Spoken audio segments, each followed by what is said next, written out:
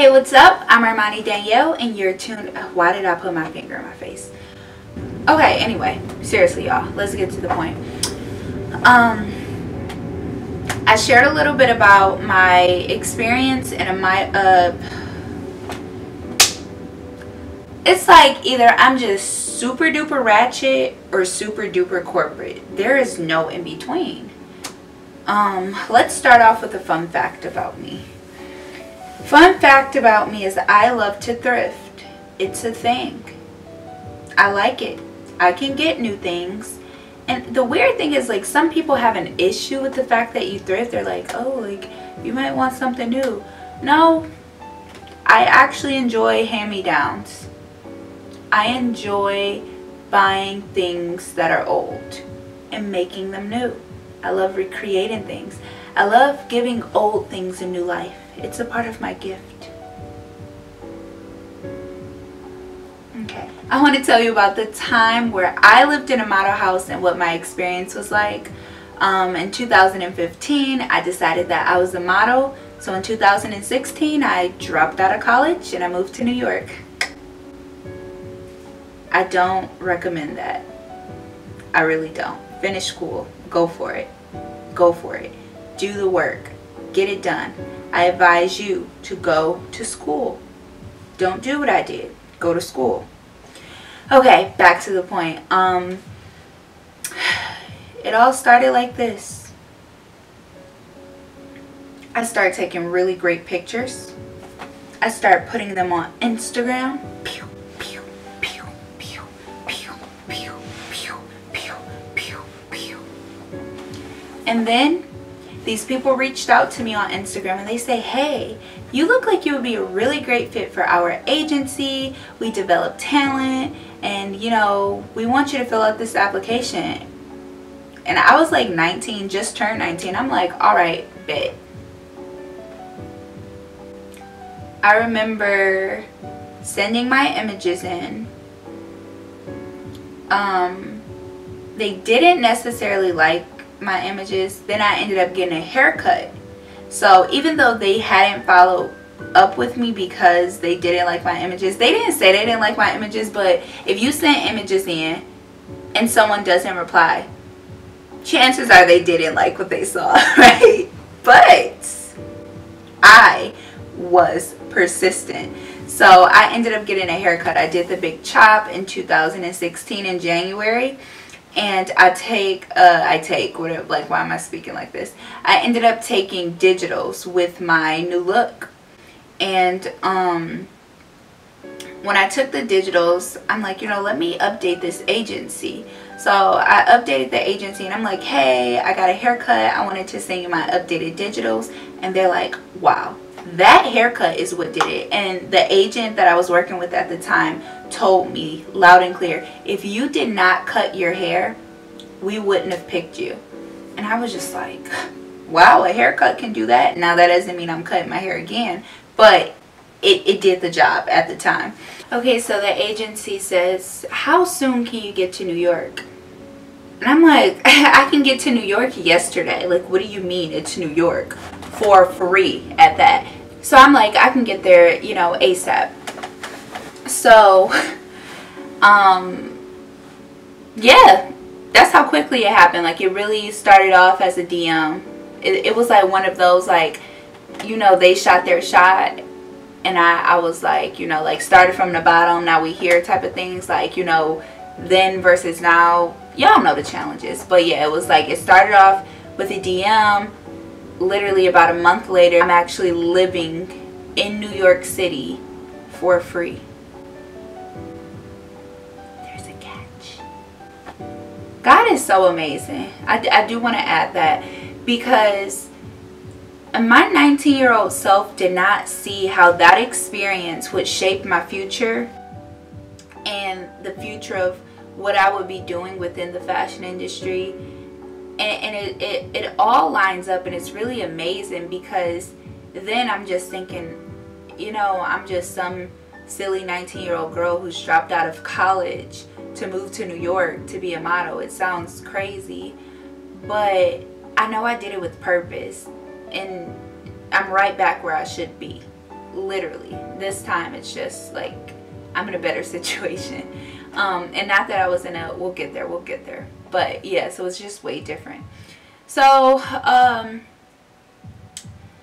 when I first get to New York, I get to the house and I remember feeling like just so discouraged because the agent had already told me that I was a little on the shorter side. So, you know, coming in, I already knew that it's very rare to bring a short girl into, you know, an industry where everybody is like extremely tall, thin. So not only was I short, I had a little thumper.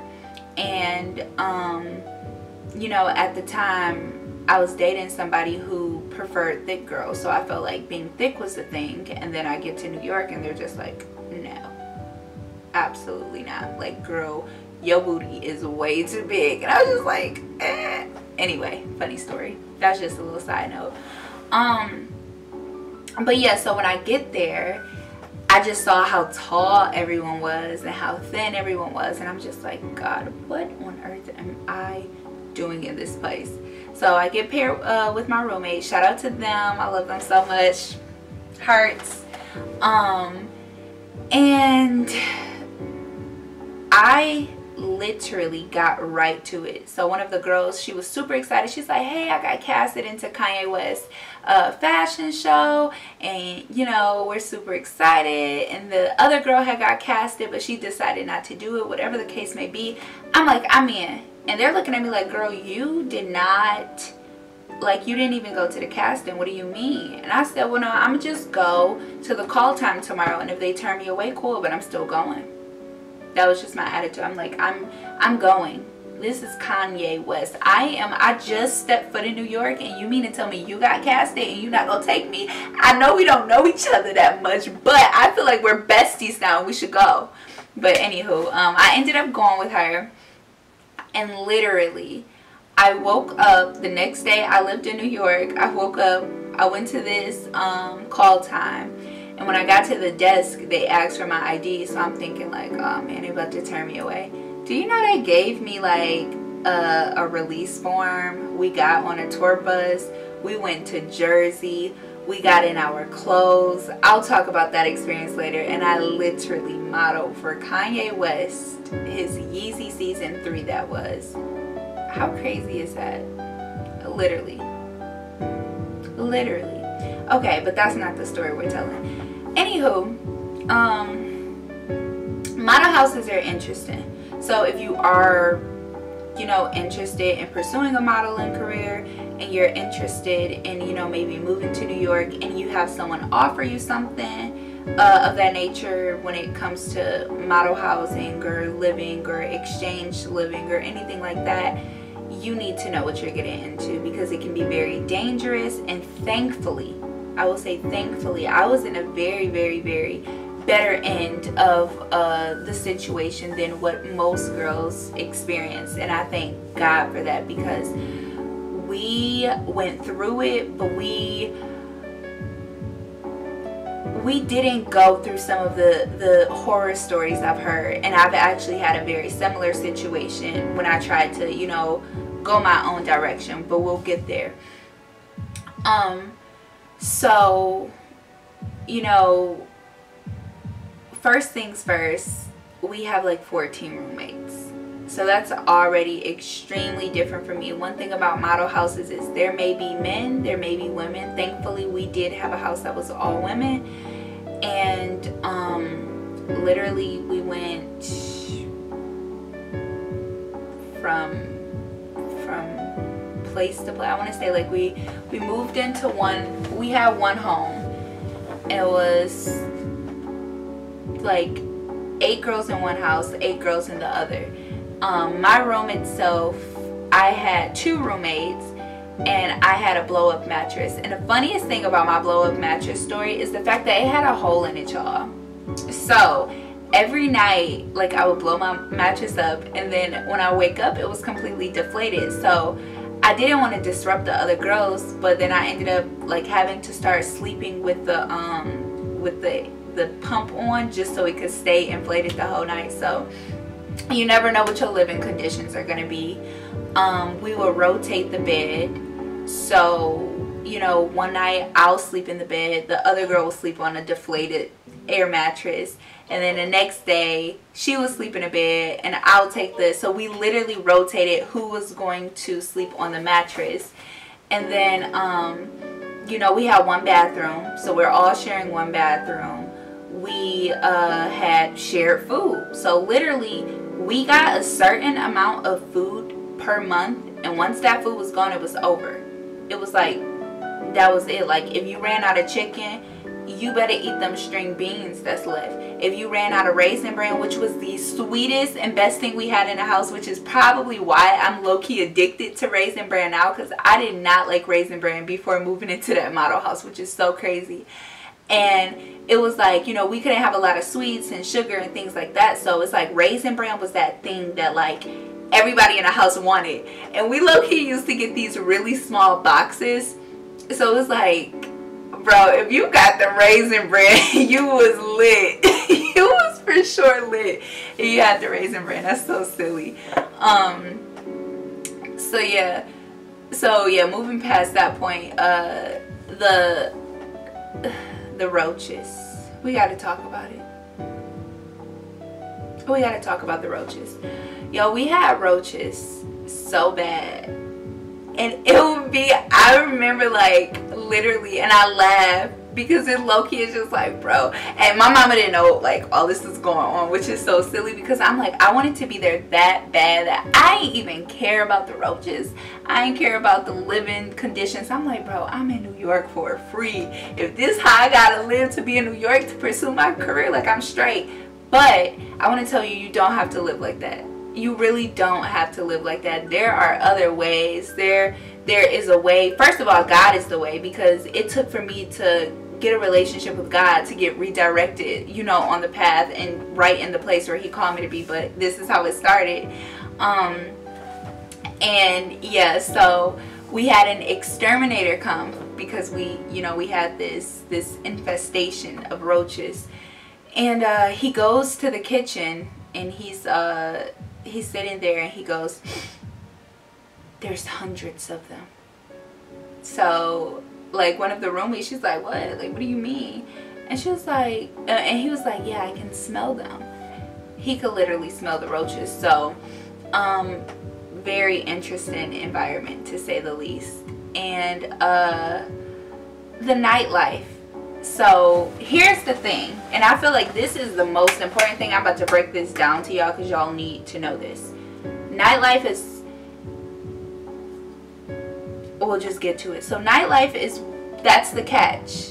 The catch is, you know, these model houses, they connect with these promoters, and the promoters pretty much promote, you know, events, parties, club things, and a club, basically clubs, but it's like the high-end clubs. Like, it ain't no little hole in the wall clubs. I mean, it's like we're like Kylie Jenner, and we're LeBron James. Who else have I seen? Carmelo Anthony. Like some of the wealthiest people that you don't know their name, but they just wealthy. Boutique. There was a club called Boutique. That was actually my favorite personally.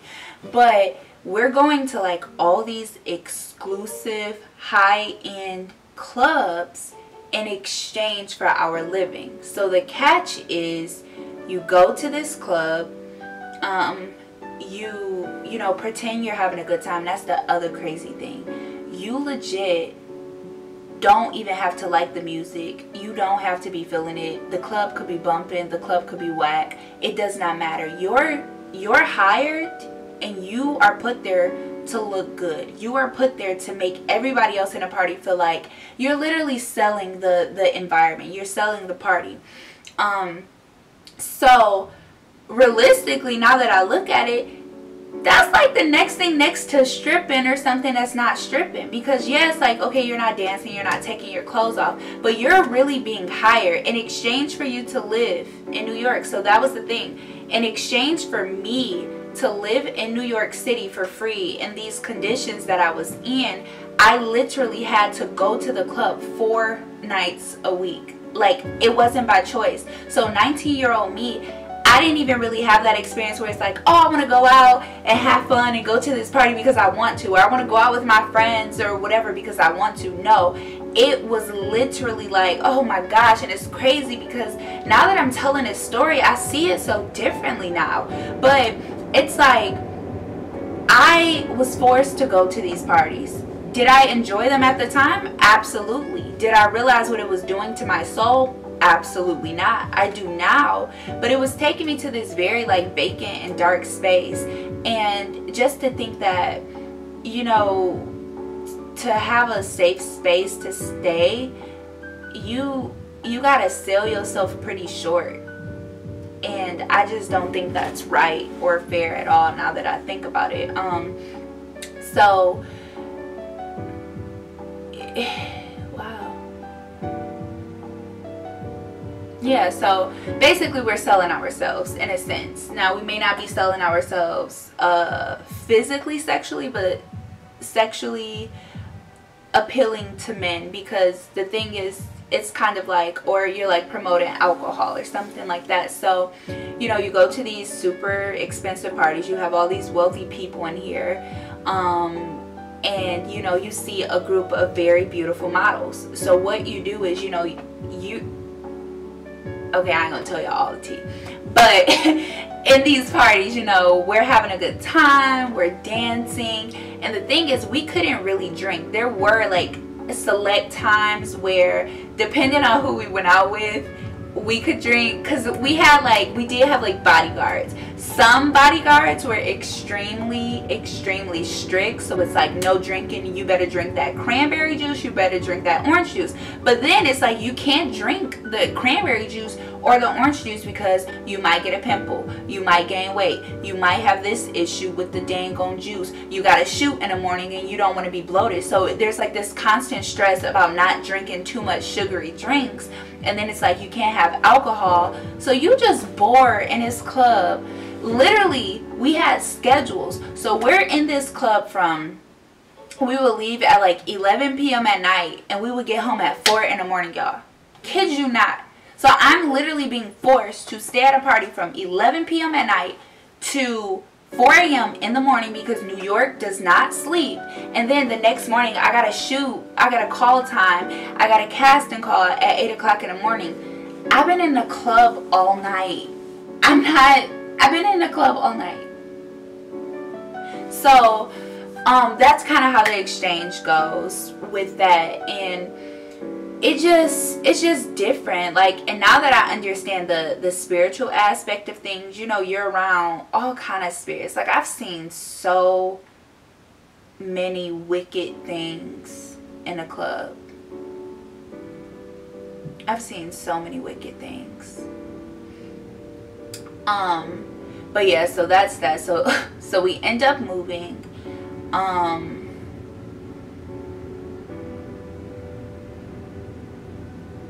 And yeah, it's just a vicious cycle.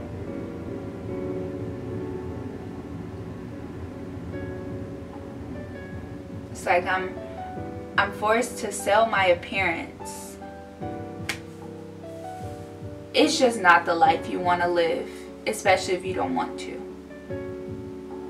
And it's different when, I mean, I don't think y'all need to be going to the club anyway. Y'all need to stay y'all bus home. It's like, no, you can have fun and be a Christian. You really can.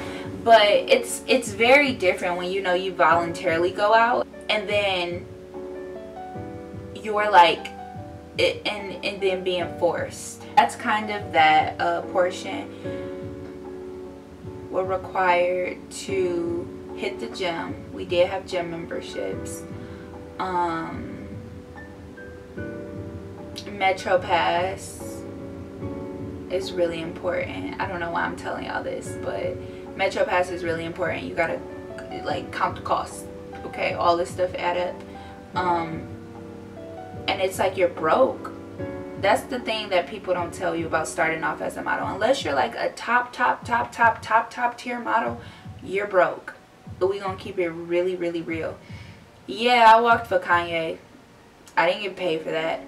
Yeah, I worked with Carol's daughter. I got paid $400. They use my pictures all the time. I don't get a nickel.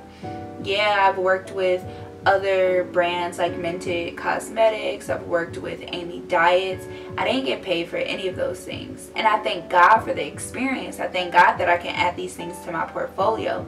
But you need to understand that as a growing model, you're not gonna always have money in your pocket. So you need to be wise and understand, you know, how to work around that. I am a hustler. I got a job at a bakery down the street from my apartment. Like, all it is, like, between nightlife, going to castings, going to the things and commitments that I had to do, I'm like, I'm gonna work a few hours at this bakery straight up because I need some money. That's how bad I need some money.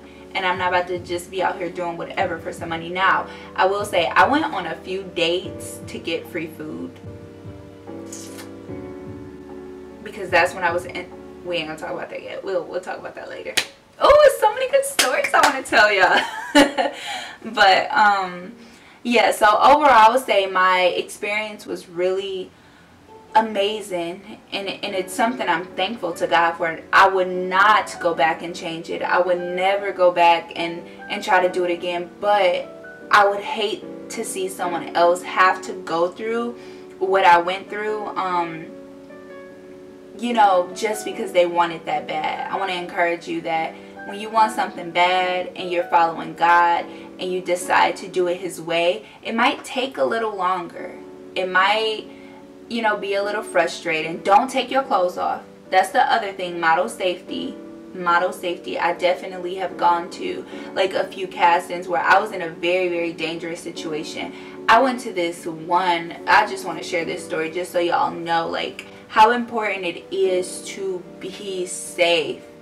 I have been in so many dangerous situations where I could have been chopped up and dead somewhere, but God kept me. God had His hands on me. So yeah, if I can leave you with anything, it will be do your research.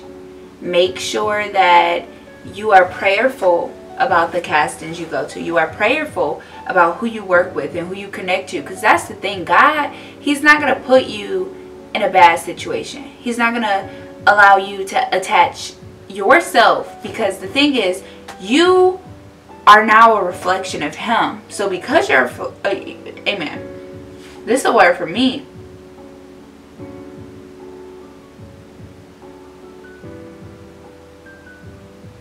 You're not going to be that type of model.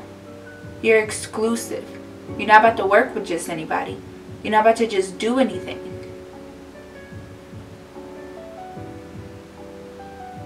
I'm preserving you. Amen. Amen. So yeah, amen. Thank you, Jesus, for that word. But yeah, so I hope you enjoyed my story. That wasn't really a story. It was more so like a information session. But if you have any questions about the modeling industry, model safety, and how important it is for you to stay safe, again, because models are such a huge target. They will literally use what you want so bad to lure you into a very bad situation. So that's another story for another day. I think that's something I really want to go into detail about.